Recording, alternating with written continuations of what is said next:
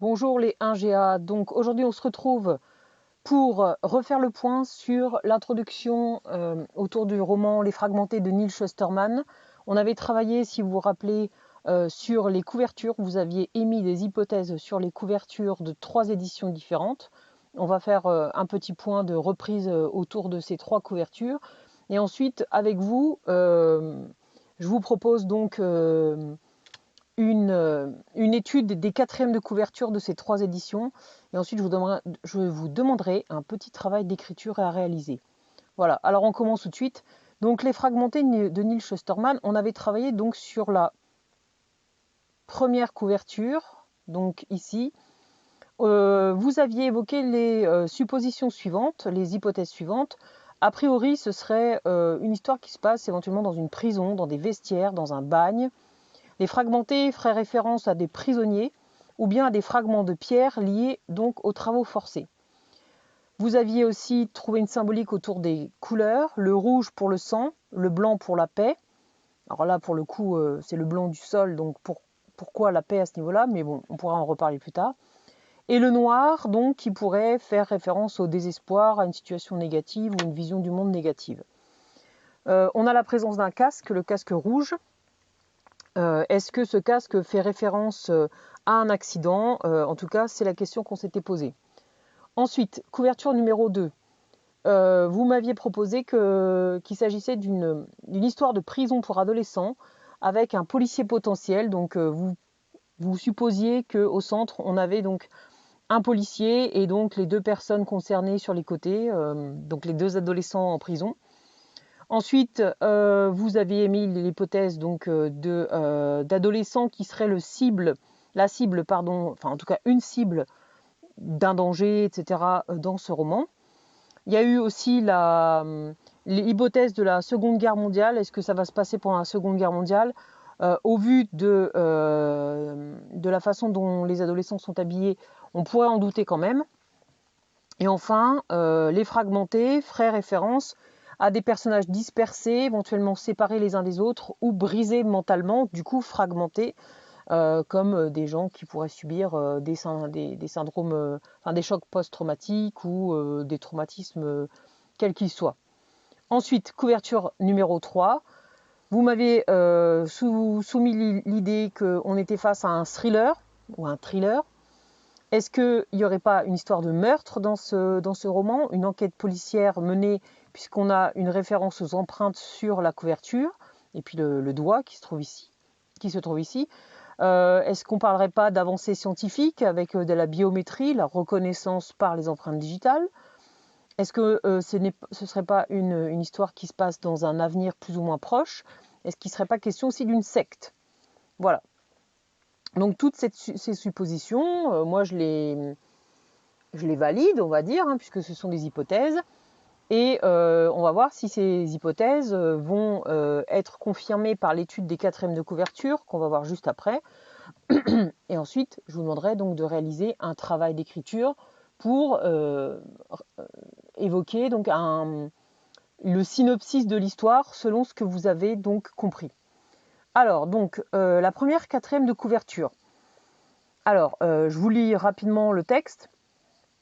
Dans une société traumatisée par la Seconde Guerre civile, un ensemble de lois, intitulées Charte de la vie, a été signé pour contenter les pro-vie et les pro-choix.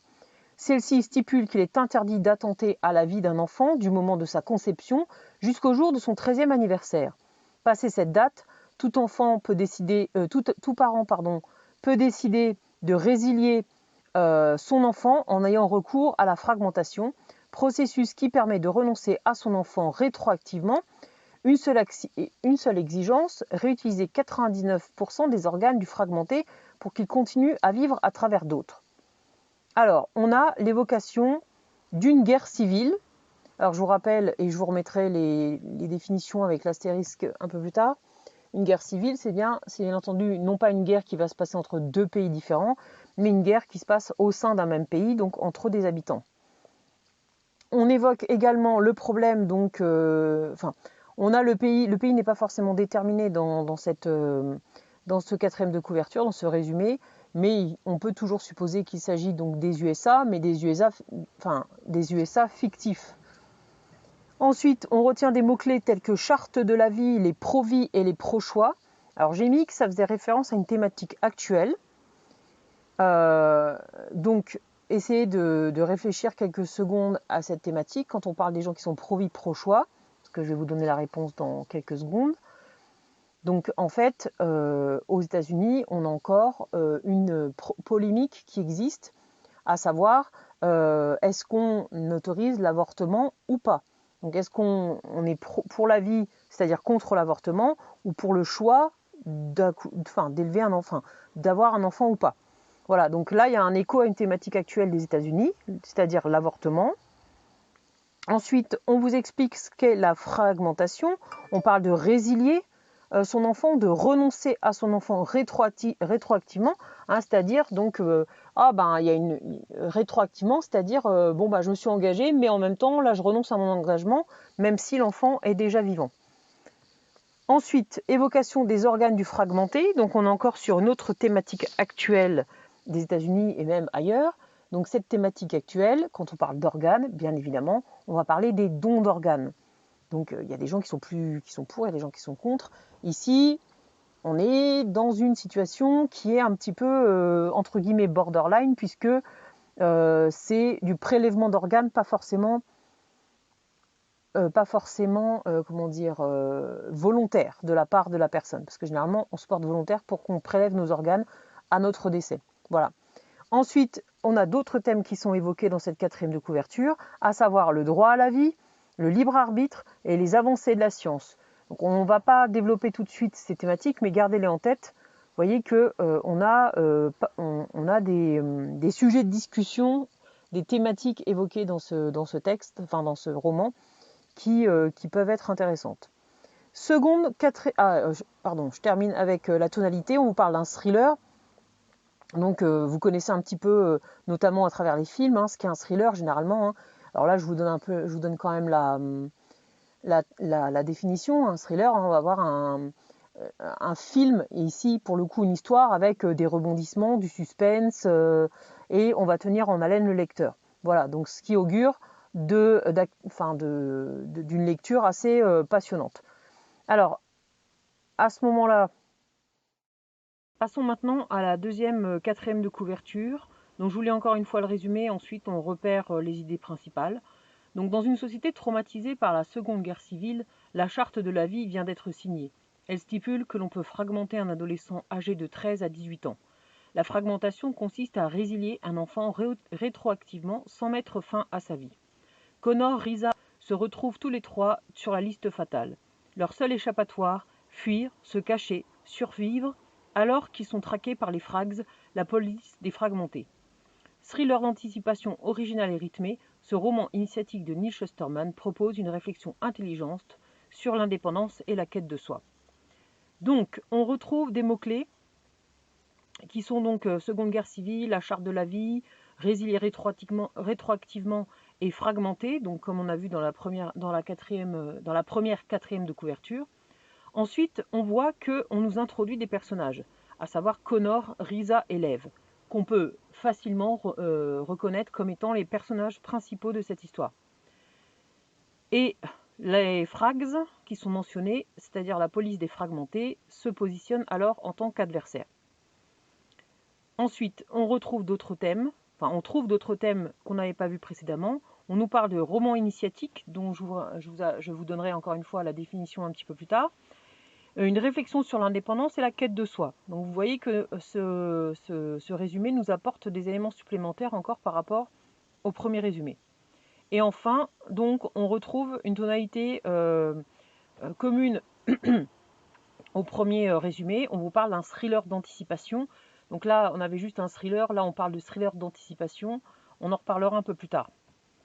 Ensuite, donc, 4e de couverture numéro 3 pour terminer. Donc, je vous lis encore une fois le résumé et ensuite, on reprend donc les mots-clés.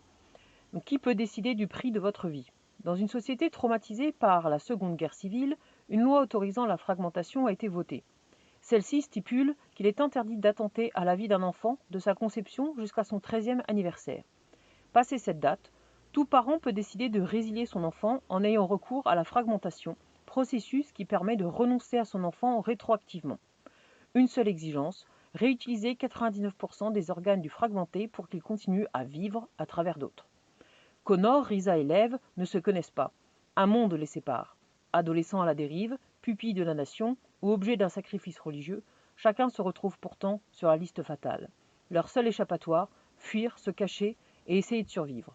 Thriller d'anticipation original et rythmé, ce roman initiatique a fait de Neal Shusterman l'un des auteurs les plus lus par les adolescents et le grand précurseur de la dystopie. Donc encore une fois, on retrouve des mots-clés qu'on a vus précédemment. La Seconde Guerre civile, la loi qui fait référence à la charte de la vie, résilier, renoncer rétroactivement. Et puis on a aussi, vous avez remarqué, la mention des dons d'organes. Ensuite, on retrouve Connor, Risa et Lev, et également leur statut. Ce que j'appelle leur statut, c'est un peu ce qui va les définir dès le début de l'histoire.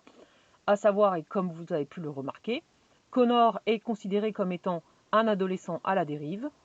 Risa est une pupille de la nation. Donc là, je vous l'explique tout de suite. Une pupille de la nation, c'est une personne, notamment, ça peut être des filles ou des garçons, ce sont des orphelins qui sont pris en charge donc par l'État. Et donc Lev, qui est l'objet d'un sacrifice religieux. On en parlera un peu plus tard, puisqu'on aura des informations supplémentaires concernant Lev. Cependant, ces trois personnages, bien qu'ils soient différents, sont liés par un même destin, à savoir qu'ils vont être fragmentés. Et donc, on retrouve également un autre thème dans ce résumé, à savoir l'idée de la dystopie, dont je vous parlerai un tout petit peu plus tard.